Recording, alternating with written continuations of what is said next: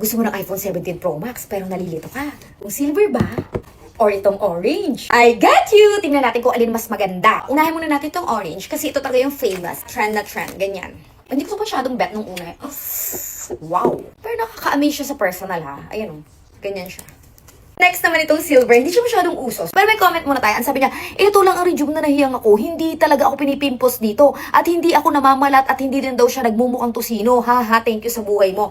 Ito ang tinutukoy niya. Miss yung Demure Rejuvenating Set. Walang peeling, hindi ka mamamalat, hindi ka mamumula, pero kikinis ka. Apakagaling nito sa pimples. Kumbaga, kung pimples ang usapan ay panlaban to, hindi mo na kailangan magdusa na para ka naaagnas, na para kang nagbabalat ahas, para lang kuminis. Walang ganon. So, ito na.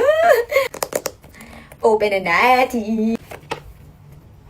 Sakto lang, hindi siya nakaka-amaze sa personal. Parang medyo dull yung itsura niya. Parang nga siyang papel eh. Hindi yan papel ha. Ganyan talaga yung design niya. So, dull siya. Medyo boring siya ng a little bit. Siguro pag may casing, ganun. Ayan. Sakto lang, hindi ko masyadong bet. Mas nagagandahan pa ako sa orange. Pero yung lahat ng iPhone 17 ay hindi ko type.